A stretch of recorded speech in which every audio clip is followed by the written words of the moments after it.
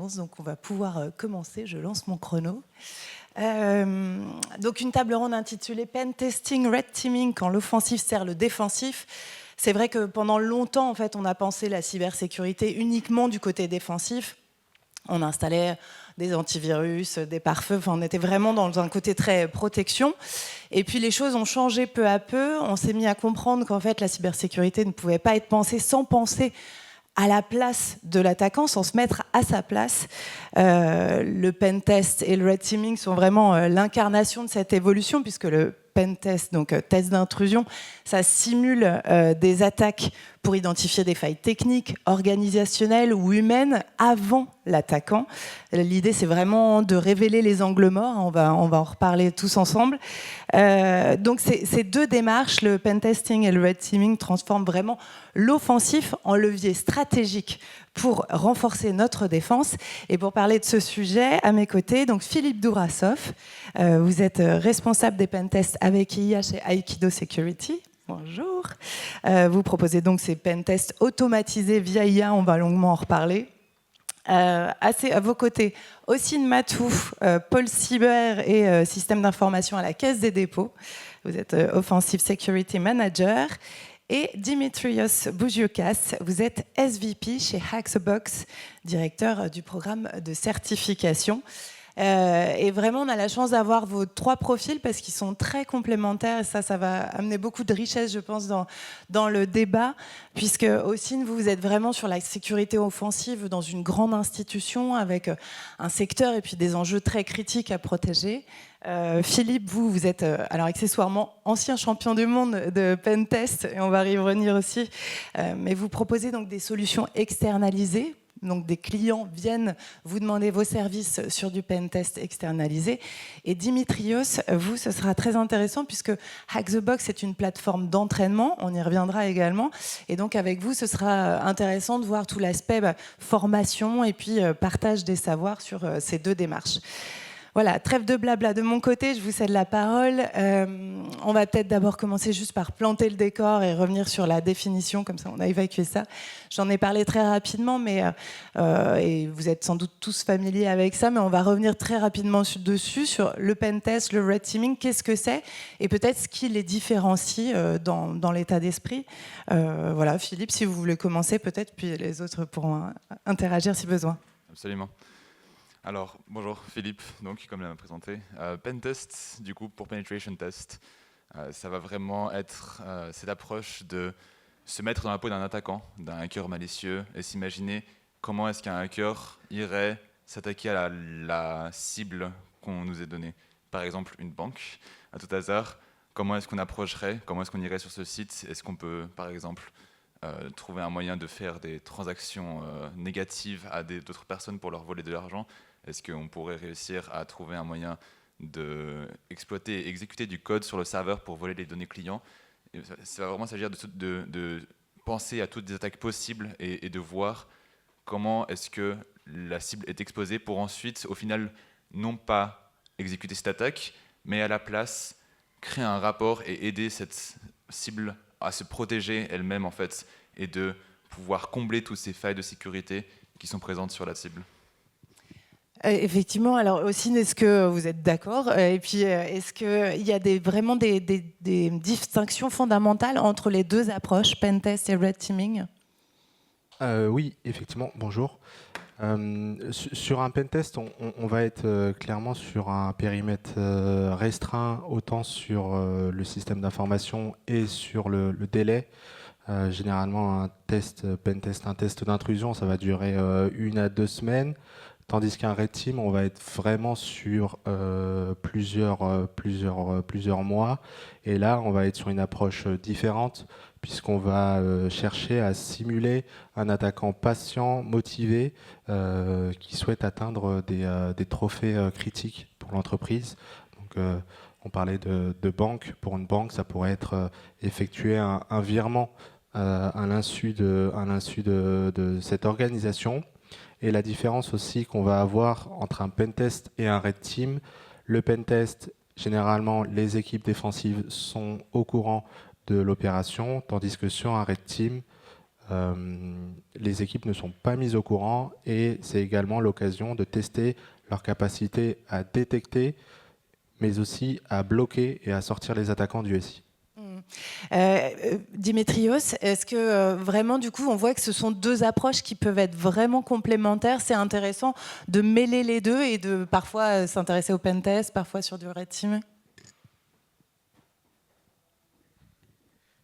Let me stress the fact that Si vous m'aviez posé la même question il y a 2 ans, je vous aurais dit qu'un pentest peut être efficace pour augmenter la résilience d'une organisation en considérant l'avancement en ce qui concerne la surface et en ce qui concerne les possibilités IA. Maintenant, aujourd'hui, je vous dirais que les deux approches sont complémentaires. Ce ne sont plus des moyens de vérifier la compliance, c'est une nécessité. Et sans exagérer, je vous dirais qu'une organisation doit utiliser les deux approches parce que c'est une question de survie de leur système. Ces deux approches sont complémentaires, comme vous l'avez mentionné, mais quand je ne suis pas sûre que toutes les organisations sont suffisamment matures pour faire une opération Red Team, mais il faut qu'on fasse des pentests réguliers et quand les processus sont bien établis, alors à ce moment-là, il faut passer à ajouter au pentest toute l'approche Red Team qui est complémentaire. On a planté le décor là avec ces définitions et la complémentarité de ces deux démarches. Quand est-ce qu'on est passé à ces approches-là? Quand est-ce qu'on s'est un peu éloigné de cette approche où on considère que c'est juste le défensif qui vaut en cybersécurité? C'est quoi le déclencheur? Je ne sais pas qui veut se lancer sur cette réponse. Ossiane. Ça va beaucoup dépendre des organisations. Je pense que certaines organisations, d'un point de vue réglementaire, ont rapidement été obligées de faire des tests de sécurité. Et puis après, pour certaines sociétés de services, dans un but de créer de la confiance, il y a aussi ce besoin-là de prouver que la robustesse du service vendu.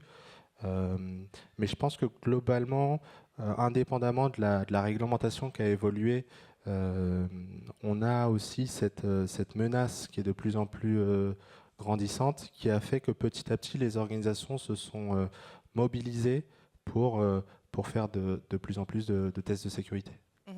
Et qu'est-ce qu'on voit alors tout simplement avec ces deux démarches-là? Qu'est-ce qu'on peut voir dans le système qu'on n'aurait pas vu avec des contrôles classiques? Philippe? Je pense qu'il y a une certaine asymétrie du côté défenseur et attaquant. Fondamentalement, un défenseur ne peut voir que ce qu'il a protégé. Il ne peut pas voir ce qu'il n'a pas protégé, sinon il n'y aurait pas de bug de vulnérabilité dans le monde. C'est pour ça que du côté attaquant, c'est quand même important de pouvoir avoir une vision externe qui n'est pas, disons, restreinte au savoir que l'on a, aux assumptions, aux suppositions, exactement, merci. Qui n'est pas limité aux suppositions que se sont faites les défenseurs. Ça va vraiment pouvoir think outside the box, entre guillemets. Ça va vraiment pouvoir avoir une approche plus externe et plus complète finalement, qui ne sera pas biaisée en fait par tout ce qu'on pense savoir en tant que défenseur. Et en pratique, avec l'expérience, on a pu remarquer que c'est efficace. On peut voir que la plupart des pentests vont au moins trouver des failles hautes ou critiques en sévérité. Je pense que c'est la majorité des cas en tout cas. Et pouvoir aider les entreprises à régler, et non seulement régler les vulnérabilités trouvées, mais également améliorer la posture en général, pouvoir réussir à avoir un certain recul du pourquoi est-ce que cette vulnérabilité est arrivée, comment est-ce qu'on peut l'éviter dans le futur. Et cette aide à la position défensive pour la compagnie, c'est vraiment quelque chose qui va aider sur le long terme et non pas juste sur les vulnérabilités trouvées sur le moment. Donc, vous avez commencé tous à un peu à en parler, mais quels sont les résultats attendus dans un pentest ou dans du red teaming? Qu'est-ce qu'on va aller chercher? On cherche des choses un peu différentes pour chacune de ces approches. Est-ce que vous pouvez nous résumer un petit peu ça, Dimitrios? Finalement, une fois qu'on a fini la démarche, qu'est-ce qu'il y a dans le rapport?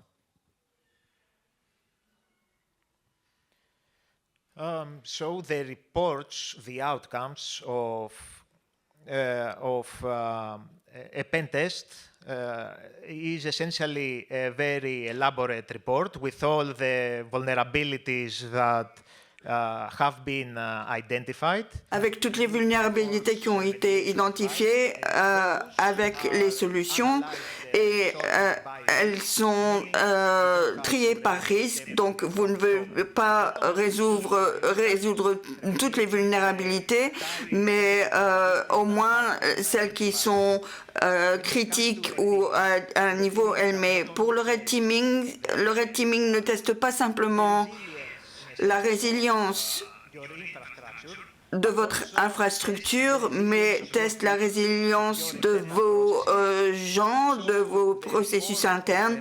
Donc, le rapport du red teaming met en avant les criticalités, les vulnérabilités, mais il vous donne un conseil très précieux quant à résoudre les écarts et pour identifier comment votre institution opère, pour voir à quelle vitesse, par exemple, une alerte va vous arriver. Mais aussi, il vous faut donc utiliser des processus de plus haut niveau pour voir comment un accident a été passer à un autre département, à quelle vitesse la communication passe entre les différents étages. Donc ces deux rapports sont similaires, mais leur étendue est différente.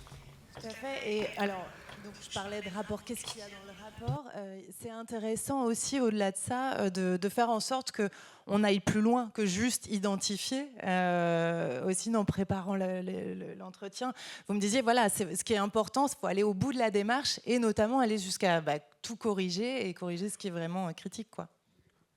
Oui, alors effectivement, au début du test, ce qui est important de regarder, c'est finalement quels sont les risques qui peuvent se poser sur mon organisation et sur l'application que je souhaite tester.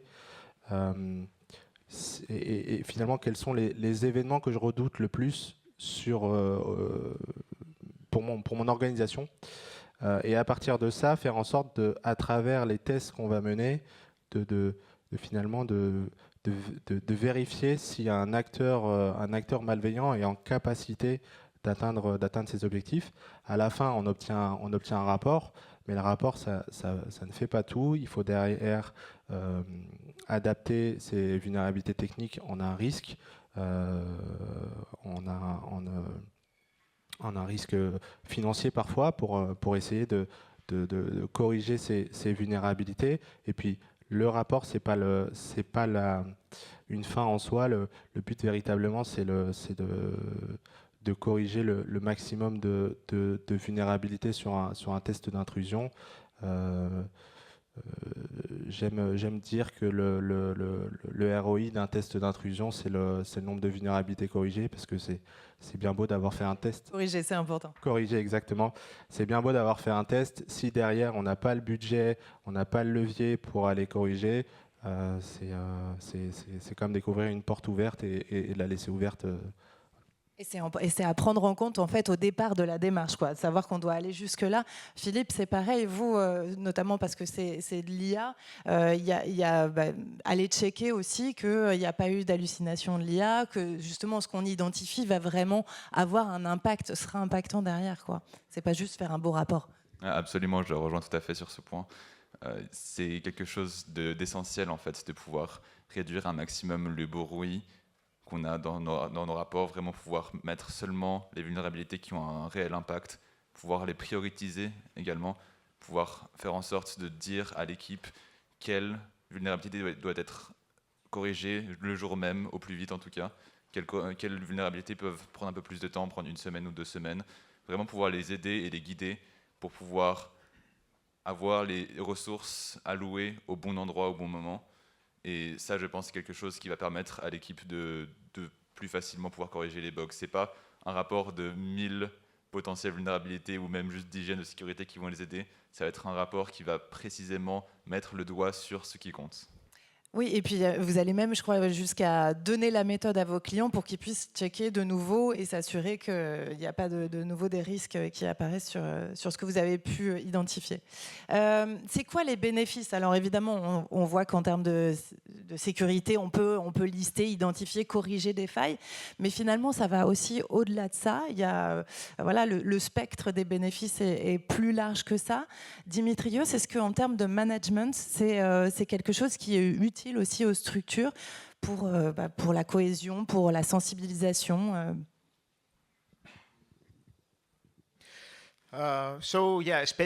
Oui, spécialement quand on parle du red teaming.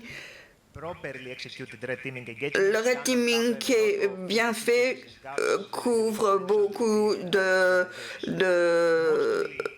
problèmes, des problèmes de communication, mais aussi des problèmes de processus, parce que même tout récemment, quand on pense aux réflexes d'une organisation, les sociétés doivent avoir mis sur pied des processus très robustes qui vont réagir très rapidement quand il y a un incident de cybersécurité. Pour cette raison, je pense que c'est très important de sélectionner les bonnes red teams.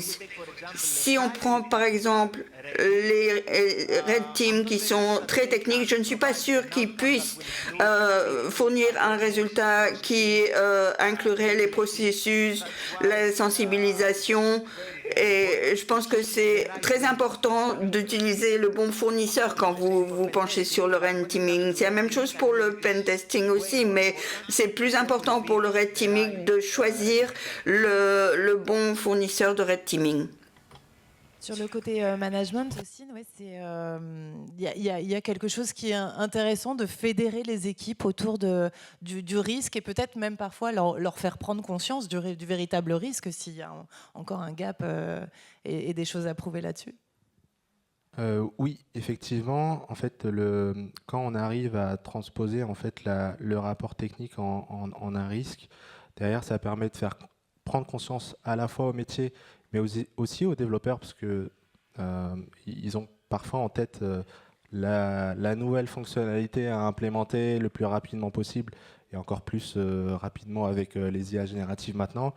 Le fait de les accompagner sur la compréhension d'un rapport de pentest ou même d'un rapport de Red Team, ça permet de faire évoluer les consciences sur les risques que leur application peuvent poser sur le SI. Il y a aussi un bénéfice sur l'aspect conformité, parce que c'est aussi un passage obligé finalement, juste réglementairement. Ça, c'est quelque chose que vont chercher notamment vos clients, Philippe? Absolument. En général, nos clients eux-mêmes ne sont pas particulièrement au courant des bonnes pratiques de sécurité. C'est plutôt quelque chose qui va les pousser, dont les réglementations en général, mais également les clients eux-mêmes. En général, dans les entreprises, lorsqu'on va avoir on va pouvoir avoir du B2B, une entreprise qui achète un logiciel d'une autre entreprise, ils vont vouloir avoir une certaine assurance, une garantie de sécurité.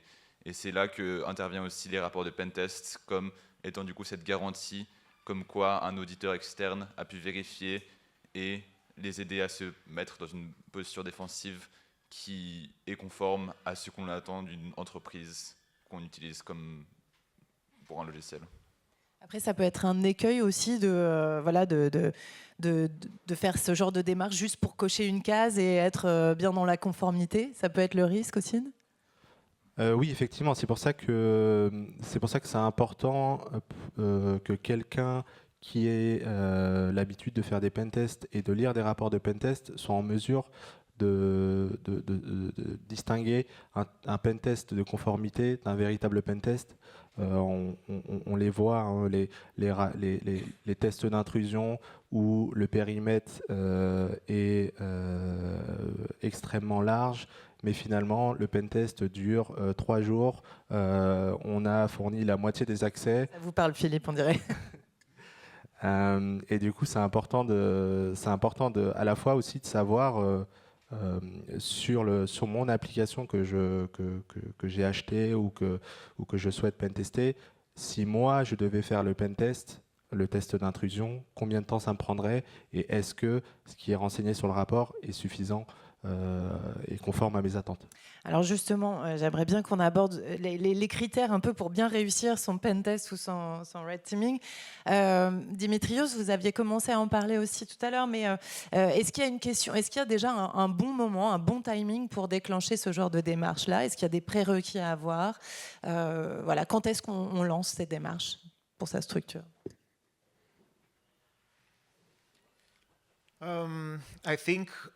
Je pense que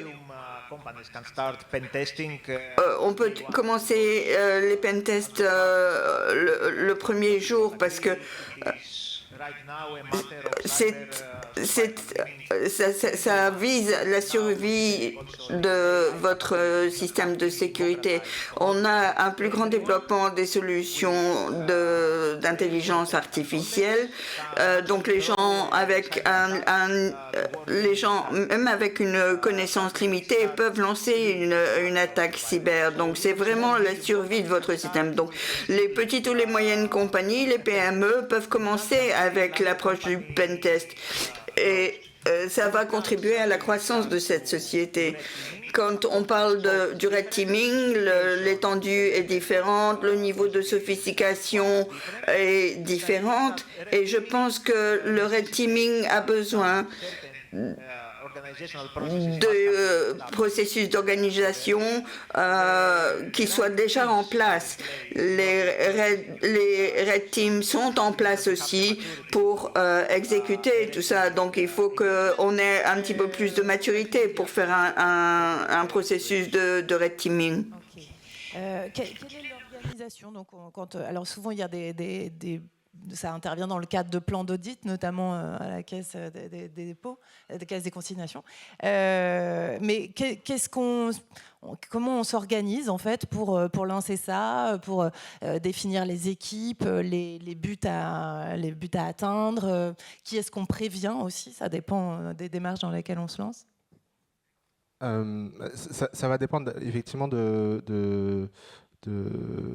d'abord, on va définir tout un tas on va effectuer tout un tas d'analyses de risque dans notre organisation. Certaines organisations ne font pas forcément des analyses de risque sur l'ensemble des applications. Certaines qui sont assez réglementées le font.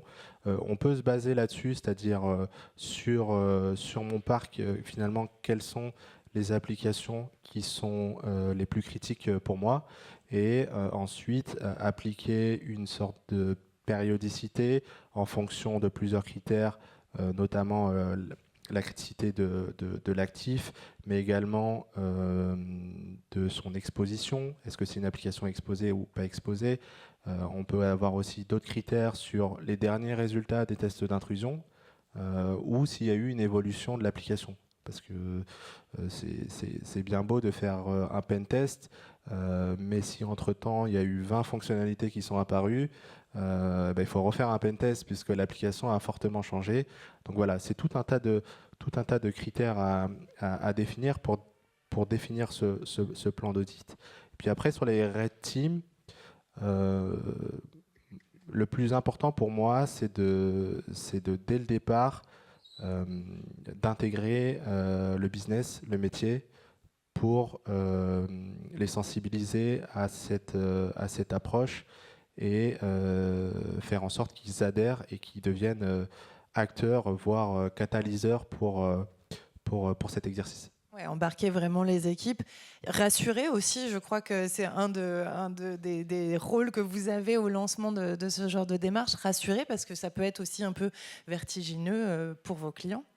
Absolument, on a pas mal de potentiels angles que le client aurait peur. Par exemple, l'un d'eux serait le fait qu'un pentest, ça va générer des attaques, ça va générer pas mal de requêtes. Le but étant que ces mêmes requêtes, ces mêmes attaques ne vont pas faire en sorte que le site soit cassé à la fin de ce pentest. Idéalement, on va pouvoir mettre en place des limites, des guardrails comme on dit en général. Ça va être en sorte, par exemple, de limiter le nombre de requêtes par seconde qui peuvent être envoyées au site. Ça va, par exemple, limiter les sites qui sont accessibles par l'IA pour être sûr que ça reste bien dans la cible qui a été donnée au début et non pas dévier sur d'autres domaines de l'entreprise. Mais ça va être également, non pas seulement au début, mais également pendant le pentest, pouvoir vraiment donner aux clients cette visibilité sur ce qui se passe, pouvoir voir toutes les requêtes qui sont lancées, pouvoir voir toutes les actions qui sont effectuées et vraiment pouvoir les mettre dans le contrôle total, qu'ils puissent à tout moment vérifier que tout va bien et qu'il y ait toujours cette option en fait à tout moment de annuler le pentest, de mettre un stop si quelque chose ne va pas bien. Comme ça, ils ont un contrôle total, une visibilité totale et là, ils peuvent vraiment être en confiance. Comment... Oui, Dimitrios, allez-y. C'est important de parler du timing pour le pen testing et le red teaming. Ils doivent être faits régulièrement parce que c'est la meilleure façon de développer une mémoire de masse. Donc ces tests doivent être faits régulièrement pour que vous pouvez anticiper des attaques plutôt que juste y réagir. L'autre chose qui affecte le timing, c'est qu'encore une fois, les organisations matures consomment une connaissance de la menace. Dans mon secteur, par exemple, je sais qu'il y a des attaques qui sont faites, des techniques d'attaque qui sont faites, qui ciblent ça, ça et ça. Donc, ça risque de m'arriver aussi, du coup. Donc, je vais peut-être vouloir faire une simulation de ces attaques X, Y ou Z de façon ad hoc pour que je sois plus préparée à ça. Le partage des savoirs est important, on y reviendra tout à l'heure. Avant ça, parce que bon, là on décrit des solutions qui semblent vraiment idéales, ça permet de devancer l'attaque, on se dit que finalement il faudrait en faire tout le temps, évidemment, mais c'est pas forcément le cas. Pourquoi ? Quels sont les freins ? Qu'est-ce qui fait que on peine à en faire plus régulièrement? Est-ce qu'il y a des freins budgétaires, d'adhésion aussi Philippe? Oui, non, mais c'est exactement ce qu'il avait mentionné plus tôt, c'est cet aspect qu'aujourd'hui, les entreprises ne vont pas attendre 3 mois avant de mettre en place une nouvelle option sur leur site, une nouvelle feature. Ils vont pouvoir le faire de façon régulière, donc peut-être journalier, peut-être hebdomadaire. Et un pentest, aujourd'hui encore, ça va être non pas hebdomadaire, mais en général une fois tous les 6 mois, une fois tous les 3 mois, dépend du site et de la cible elle-même. Comme il avait mentionné, il y avait plusieurs critères par rapport à ça. Mais dans tous les cas, en général, tout ce qui va être ajouté dans le code le jour d'après le pentest, ça va pouvoir attendre 1 semaine, 1 mois, 3 mois avant de pouvoir avoir une vraie vérification externe sur ce qui est fait. Et aujourd'hui, du coup, ça laisse une fenêtre de 1 semaine, 1 mois, 3 mois pour les hackers malicieux pour aller attaquer cette nouvelle partie du code. Donc aujourd'hui, on a cette chance de pouvoir automatiser ça un peu plus facilement, en particulier avec l'IA générative, mais ça reste quelque chose qu'il faut prendre en compte et qu'il faut activement mettre en place, ce qui n'est pas le standard encore aujourd'hui. On reviendra évidemment sur le détail de comment vous automatisez tout ça via les agents IA. Toujours sur les freins aussi, est-ce qu'il y a aussi parfois un manque d'adhésion on freine parce que ça coûte cher et parce qu'on a peur du risque ou on ne l'a pas assez bien assimilé? Alors effectivement, un des premiers freins, c'est l'aspect budgétaire. Souvent, quand on va voir des équipes pour leur demander de faire un test d'intrusion, la première question qui est posée, c'est qui paye ? Combien ça coûte ? Et combien ça coûte ? Donc souvent, quand on arrive tout de suite avec la réponse à cette question, bon, ça aide. Et puis, le deuxième aspect, effectivement, c'est l'adhésion, parce que beaucoup de personnes entendent parler des différentes cyberattaques qui ont pu avoir lieu, mais derrière, quand il s'agit de tester l'application, il y a encore du travail pour faire adhérer aux différents tests, mais c'est un travail sur le long terme. C'est pour ça que je considère que c'est important d'avoir des équipes en interne sur cette partie-là, puisque au fur et à mesure du temps, on va avoir des équipes qui, d'eux-mêmes, vont venir vers nous en nous disant j'ai telle nouvelle fonctionnalité, est-ce que vous pouvez venir la tester, etc. etc. Ok. Juste pour terminer cette petite section sur la réussite des pentests ou des red teams, voilà, jusqu'où on peut aller dans ces démarches-là. Voilà, est-ce qu'il faut absolument avoir listé tous ces attaquants possibles pour bien réussir son pentest? Est-ce que aussi de manière éthique, on peut tout se permettre, ou est-ce qu'il y a des barrières, des choses infranchissables, voilà, des garde-fous à avoir de ce côté-là? Dimitrios? Yeah, this is an aspect Oui, c'est un aspect qui fera la différence entre les deux approches et qui fera la différence entre une équipe de pentesting d'une autre. Il y a des barrières qui sont très claires. Quand on fait un test de sécurité offensive, il faut qu'on fasse très attention quand on alloue un système opérationnel. Quand on y attache un système opérationnel, il y a des barrières qui vont limiter l'engagement des red teams. Et il y a l'engagement de la red team inclut aussi des éléments de sécurité physique, et donc quand il y a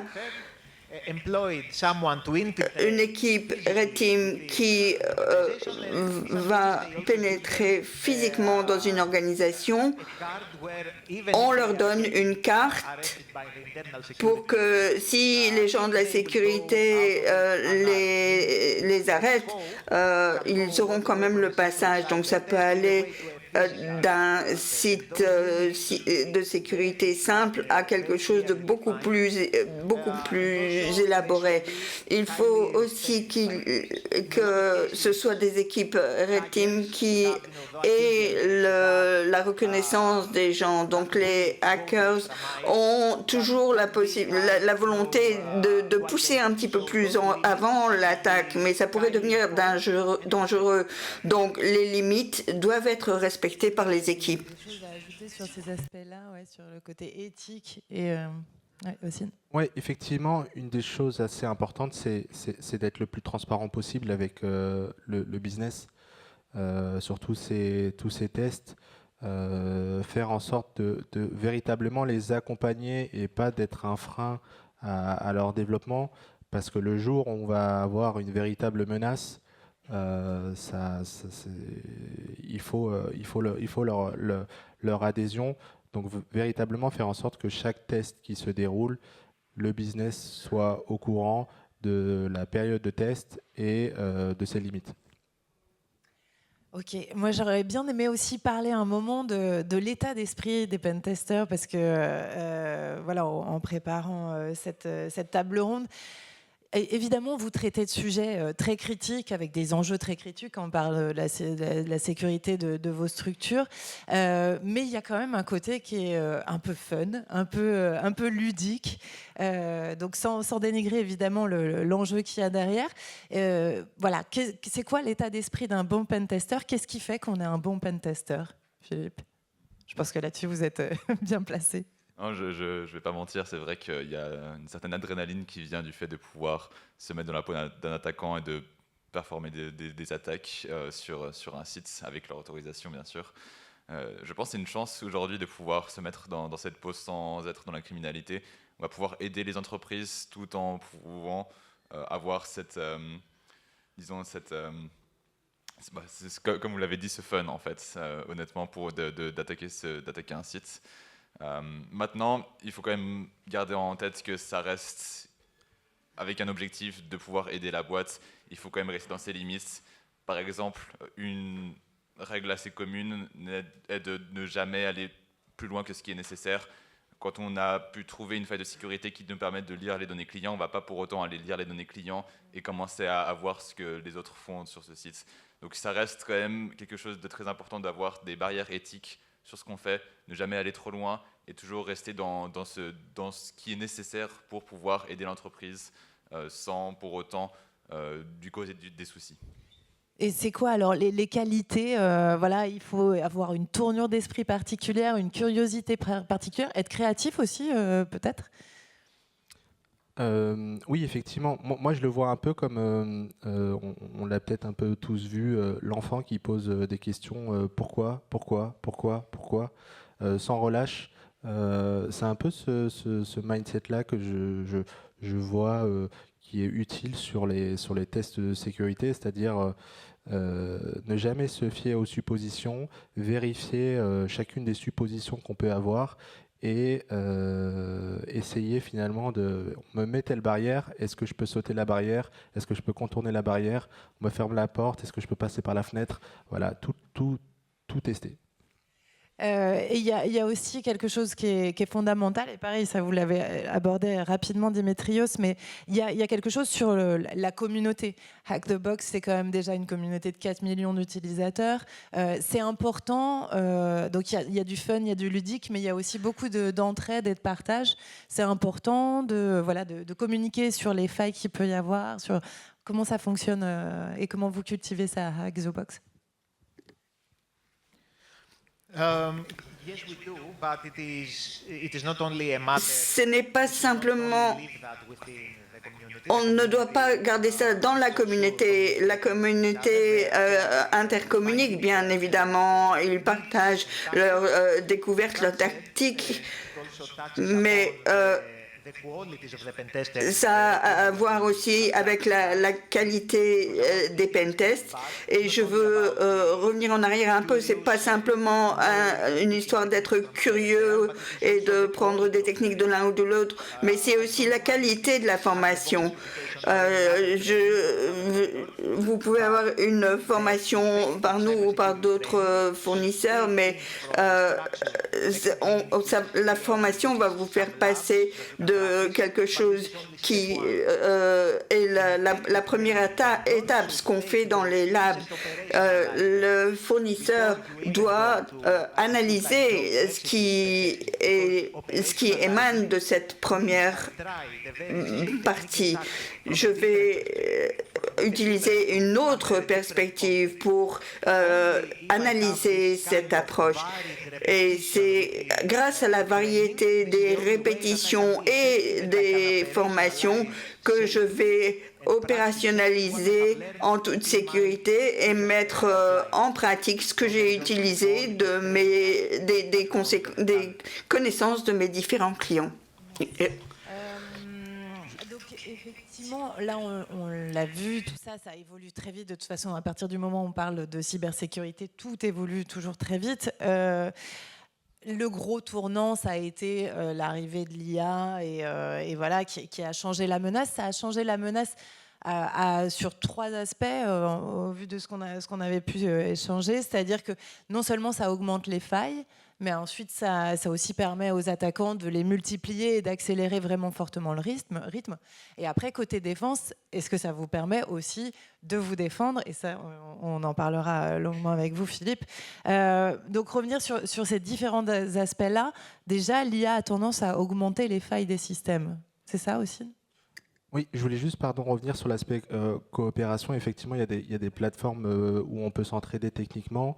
Je profite aussi, il y a aussi des associations où les organisations échangent sur les pratiques offensives, notamment Occlusif, où on se réunit une fois par mois, où en fait on échange en fait sur comment mettre en place un bon programme de bug bounty, comment mettre en place un bon red team, comment faire en sorte d'adhérer les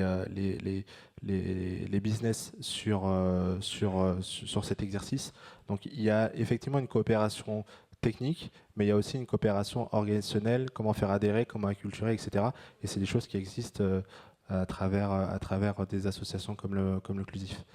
Et puis après, l'autre... La question, c'était sur l'IA. Avec effectivement, est-ce que l'IA, vous avez remarqué que ça augmentait les failles intrinsèquement, en fait? Alors aujourd'hui, ça va pas augmenter la complexité des attaques, ça va surtout augmenter la vitesse d'exécution. Avant, on va dire que pour mettre en place une attaque, fallait développer son script, etc. Tandis qu'aujourd'hui, avec une IA générative, ça nous génère un peu ce script-là, voire même ça permet aussi dès qu'on a le code source de l'application, d'aller beaucoup plus rapidement, d'identifier les failles. Ce qui aurait pu prendre plusieurs jours prend avec les IA d'aujourd'hui quelques heures, voire quelques minutes. Dimitrios, pareil, sur l'arrivée de l'IA et l'augmentation des risques? Yeah, currently AI is. L'IA An LLM trying to et les LLM vont exécuter des tâches différentes et variées, et tout ça à une vitesse incroyable. Donc, comme on parle des LLM, ce LLM a été formé auparavant. Ils ne peuvent pas identifier de nouvelles vulnérabilités facilement. Ça peut arriver, mais c'est plus compliqué pour les LLM. Donc, je suis d'accord qu'on parle de nouvelles attaques qui sont chargées à une vitesse plus grande. Les vulnérabilités avec les nouvelles vulnérabilités, les nouvelles attaques ne seront pas identifiées vraiment très clairement par les LLM existants. Sur le côté défense, vous êtes le meilleur représentant là de ce en quoi l'IA peut aider. Déjà, pourquoi est-ce que vous êtes intéressé à ça, à l'automatisation des pentests via l'IA? Comment est-ce que vous en êtes arrivé à vous pencher sur cette question? À la base, c'était surtout parce que je voulais aller plus vite sur les compétitions de hacking auxquelles je participais, mais j'ai vu qu'il y avait un réel potentiel en fait cette application dans le monde réel, et j'ai vite remarqué qu'au début, si on demande juste à un LLM de regarder est-ce qu'il y a des failles de sécurité dans le code, il va souvent trouver des failles de sécurité, mais il va également trouver beaucoup de fausses failles, de faux positifs qui vont juste faire perdre du temps. Et du coup, je me suis dit, ok, est-ce que c'est possible de s'en débarrasser? Parce que si on arrive à seulement garder le bon, on peut réussir à automatiser du coup ce process en entier. Donc c'est pour ça que je me suis penché là-dessus. Au final, avec non seulement une bonne orchestration, mais également les modèles qui s'améliorent en intelligence, aujourd'hui on arrive à un point où du coup on arrive à se débarrasser de ce bruit et trouver plus de failles de sécurité en général avec l'IA générative. Maintenant, plus de failles de sécurité, c'est également plus de travail du côté des défenseurs. Il faut quand même les régler, ces failles, comme on l'avait mentionné plus tôt. Mais là aussi, l'IA, je pense qu'elle a un support des deux côtés, et des attaquants et des défenseurs. Parce que maintenant qu'on a l'IA, c'est beaucoup plus simple de mettre en place une défense également du côté du code. On va pouvoir générer automatiquement des changements dans le code qui vont pouvoir régler les failles de sécurité qui ont été trouvées. Et là, on arrive à un cycle complet, en fait, où on passe on donne un site à l'IA qui trouve des failles de sécurité, à l'IA qui va automatiquement mettre en place des défenses à ces failles de sécurité.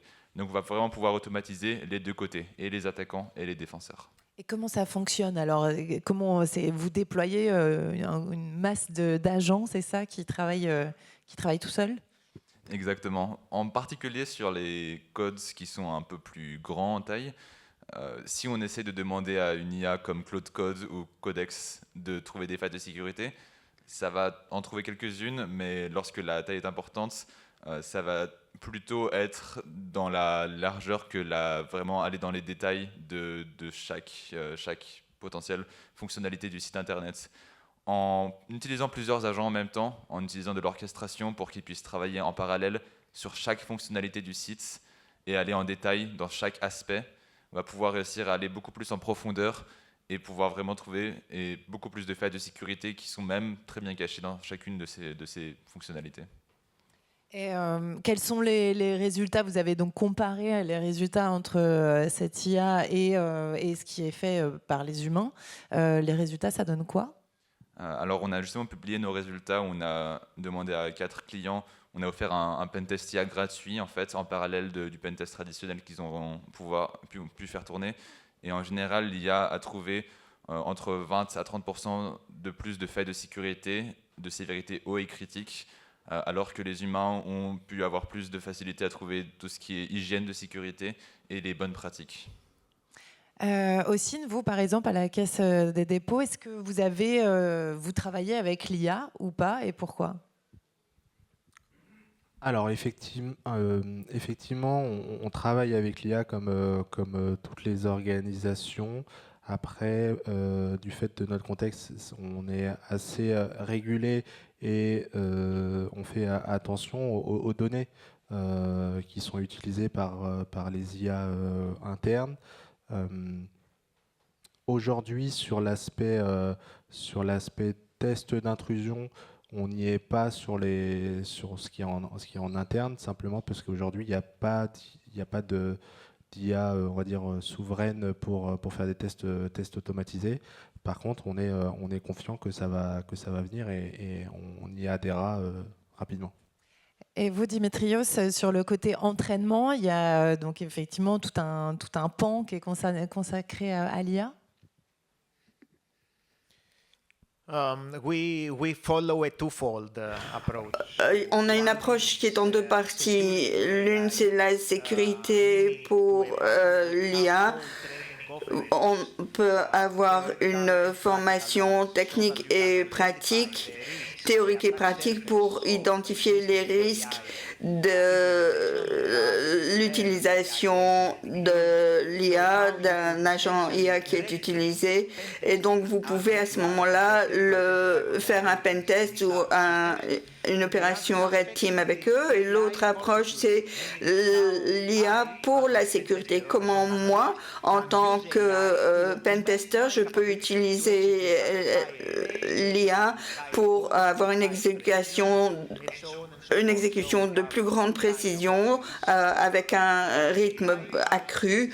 Et donc, c'est quelque chose qui est un signal aussi très fort qui veut suivre ces formations quant à l'action de l'IA et comment ça peut aider. On crée des situations où vous pouvez utiliser un agent pour l'attaque ou la défense et vous pouvez à ce moment-là l'évaluer pour vérifier comment il se comporte, comment il détecte les vulnérabilités, comment il lance les alertes. Donc on essaye d'avoir un programme de formation qui est très exhaustif en termes de l'utilisation de l'IA. Sur ce qui a été dit là ou...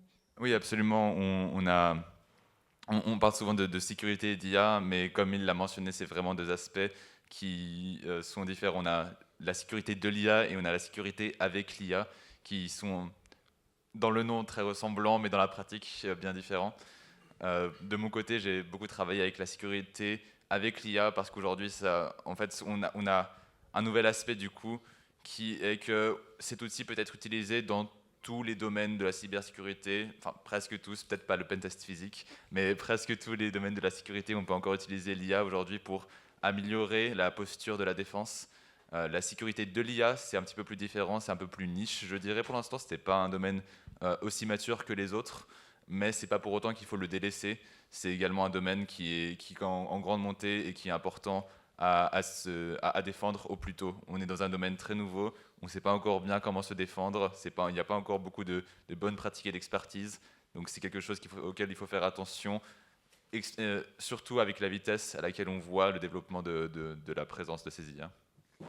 Et dans les années à venir, qu'est-ce que vous voyez comme évolution palpable pour votre secteur d'activité, en termes d'outils, en termes d'approche? Est-ce qu'il y a des choses que vous voyez venir comme ça? Je pense que, comme ce que vient de dire Philippe, ce qui va sur les années à venir être beaucoup présent, ça va être vraiment, et même ce qui a été aussi partagé par mon co-intervenant, c'est cet aspect où en fait l'auditeur sera augmenté et il va utiliser l'IA pour accélérer ses tests. Tout à l'heure, on disait qu'un test d'intrusion, ça durait à peu près entre 1 à 2 semaines. Eh bien, sur ces quelques semaines, on va pouvoir tester en profondeur certains aspects qu'on ne pouvait pas forcément tester avant, se concentrer sur certains sujets. Par exemple, il est parfois un peu difficile sur 1 à 2 semaines de comprendre rapidement le contexte métier d'une application. Et en fait, le fait de se débarrasser finalement des vulnérabilités techniques et des vulnérabilités d'hygiène qui seront déjà remontées par l'IA, l'auditeur va pouvoir se concentrer sur cet aspect-là et aussi augmenter, comme on l'a dit tout à l'heure, ses scripts s'il souhaite mettre en place des attaques un peu plus complexes. Et Dimitrios, vous, est-ce qu'il y a des prochains modules que vous allez proposer au vu des évolutions que vous voyez poindre ? What we notice and what we have been noticing. Ce qu'on a remarqué, c'est qu'il y a un changement dans la nature des rôles de la cybersécurité. Un directeur de Pentest ou de Red Team, ils vont tous les deux utiliser une orchestration agentique pour améliorer la vitesse de leur travail. Donc, la nature du rôle est importante. Ça va être un niveau technique élevé, mais ce qui va être le plus important, c'est l'orchestration de tout ça. Ils vont devoir orchestrer ce que les opérations agentiques vont utiliser. Donc, il faut qu'il ait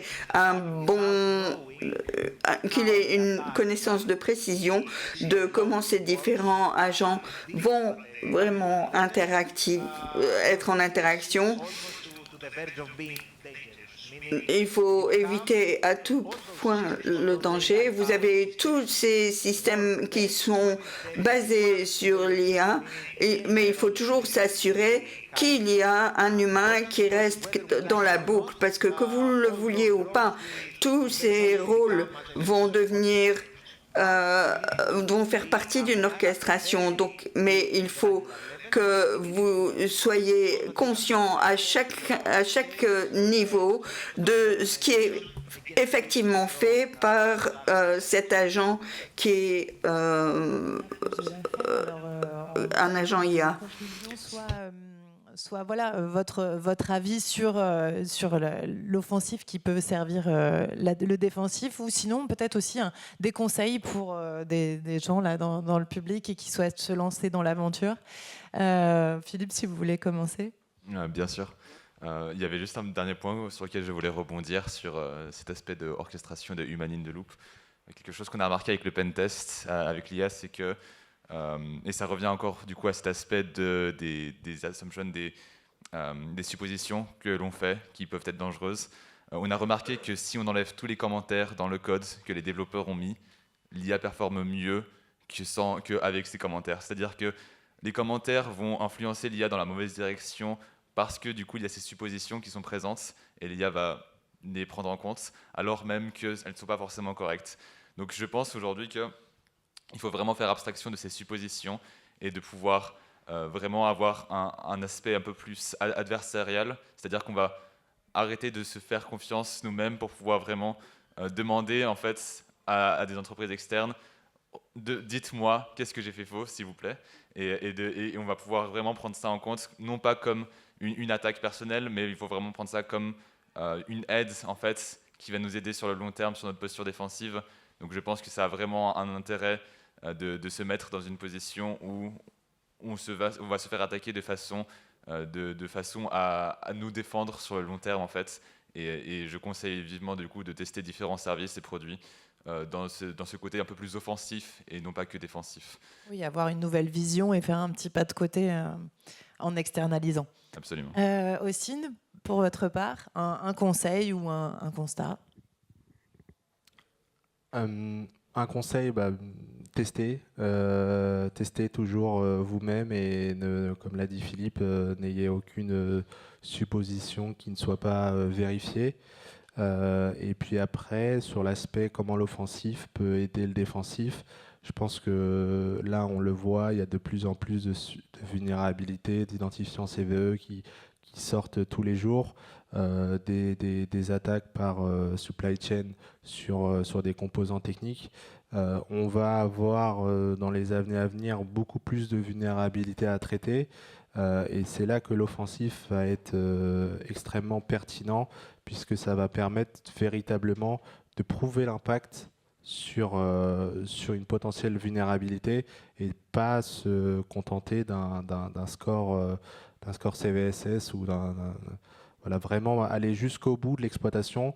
Et je pense que c'est ça qui va permettre un peu de sortir la tête de l'eau sur raz-de-marée de vulnérabilité qui a déjà commencé à arriver. Dimitrios, ouais.